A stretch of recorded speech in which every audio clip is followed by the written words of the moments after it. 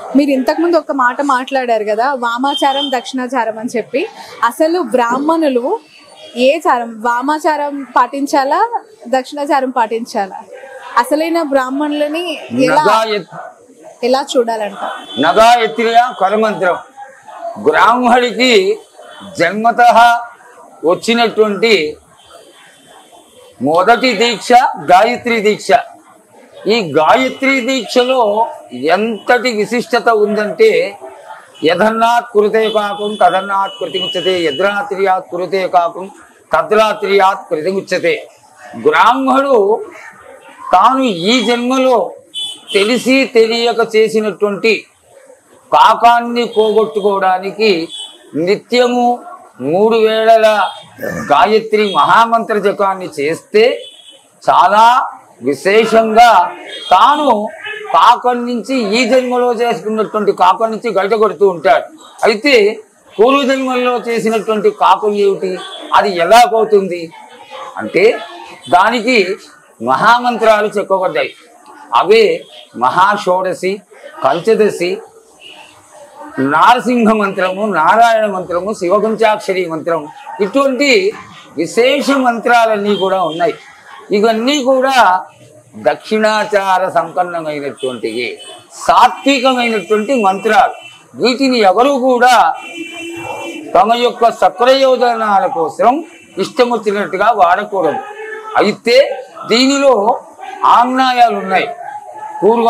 పూర్వామ్నాయము, దక్షిణామ్నాయము, పశ్చిమామ్నాయము, ఉత్తరామ్నాయము, ఊర్ధ్వామ్నాయము, అధామ్నాయం, 6 ఆమ్నాయాలు ఉన్నాయి.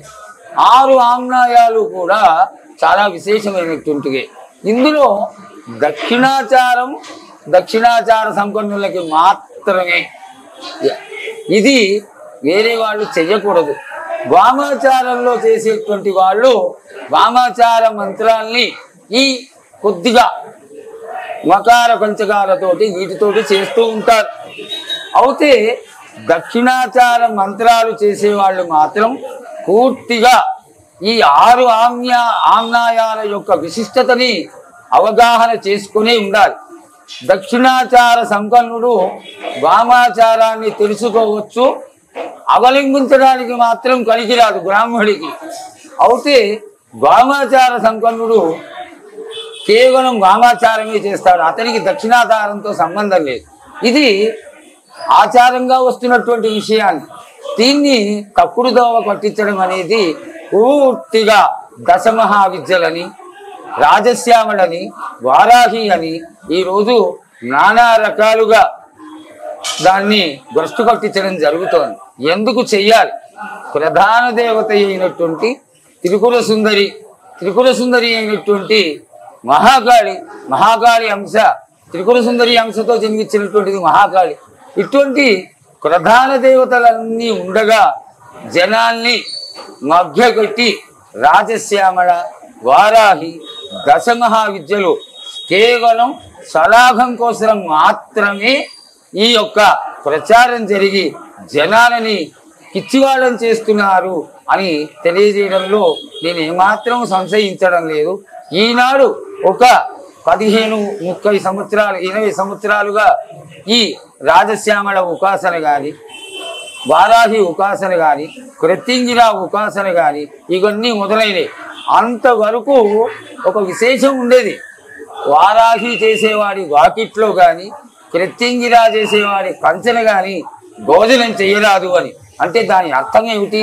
అంత ఉగ్రమైనటువంటి దేవతలు రావణ మంత్రము, అలాగే చెంగణపతి అనేటువంటి మంత్రము, కృత్యంగిర, ఇవన్నీ ఉగ్రదేవతలు. ఇవన్నీ చేయడానికి బ్రాహ్మణులకి అవసరం లేనటువంటి విషయాలు. దక్షిణాచార సంపన్నులై, దక్షిణాచార అవలంబికులై ఈ యొక్క పాపాన్ని పోగొట్టుకోవడానికి మహామంత్రాలని అనుష్ఠానం చేసుకోవచ్చే కానీ వామాచారం యొక్క విశిష్టతని భ్రష్టు కొట్టించి అటు వామాచారాన్ని దక్షిణాచారాన్ని నాశనం ఖర్చమని ఏ శాస్త్రము చెప్పలేదు. ఇది అసమంజసమైనటువంటి విషయం. అంటే ఇప్పుడు పవన్ కళ్యాణ్ గారు వారాహి దీక్ష చేస్తున్నారు, అది ఆఫ్ కోర్స్ కంప్లీషన్ లోకి వస్తుంది. అంటే అతని ఒక సక్సెస్ వచ్చింది తన లైఫ్ లో, పొలిటికల్ సక్సెస్ ని తను చూసారు.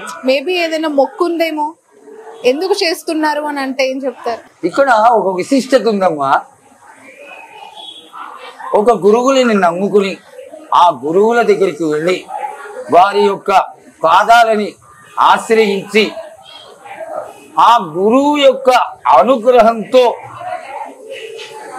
నువ్వు వారాహి చెయ్యి అని గాని గురువుల యొక్క నోటి నుంచి వచ్చింది అంటే అటువంటి శిష్యుడు కానీ ఆ వారాహి అమ్మవారి అనుష్ఠానం చేస్తే ప్రత్యవాయుగా అనేటువంటి ఒక దెబ్బ కొట్టకుండా ఆపగలిగేటువంటి అనుగ్రహం గురువులకు ఉంటుంది. కాబట్టి వారి యొక్క పవన్ కళ్యాణ్ గారి యొక్క స్టామినాని బట్టి, వారు ఉన్నటువంటి స్థితిగతులను బట్టి, వారు చేయదగ్గ సమర్థులు అని భావించినటువంటి గురువులు మంత్రోపదేశం చేశారు. కాబట్టి వారు వారాహి చేసి తట్టుకోగలుగుతున్నారు.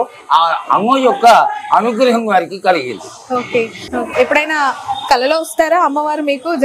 జరగబోతున్నవి చెడు సంకేతాలు ఏవైనా ముందుగా? చాలా చెప్తూ ఉంటుందమ్మా.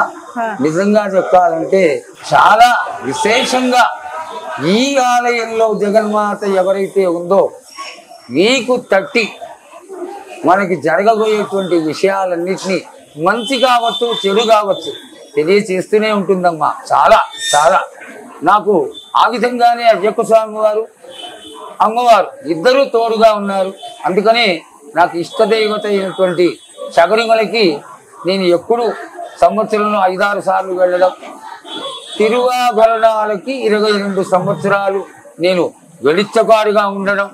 దీనికి కారణం ఏమిటి అంటే దక్షిణామ్నాయంలో అయ్యప్ప స్వామి వారికి స్థానం ఉంది.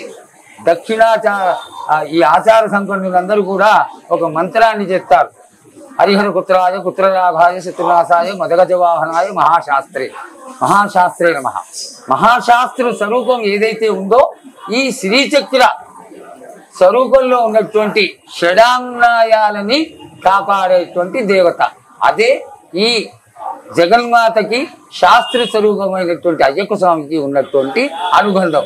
కాబట్టి ఈ శ్రీచక్రాన్ని ధరించడానికి కొంత సాహసం చేసి అమ్మవారి అనుగ్రహం కోరుకుంటున్నాం. బట్ నార్మల్ పీపుల్ మాత్రం వేసుకోకూడదంటే ఖచ్చితంగా ఎల్లవేళలా కూడదమ్మా.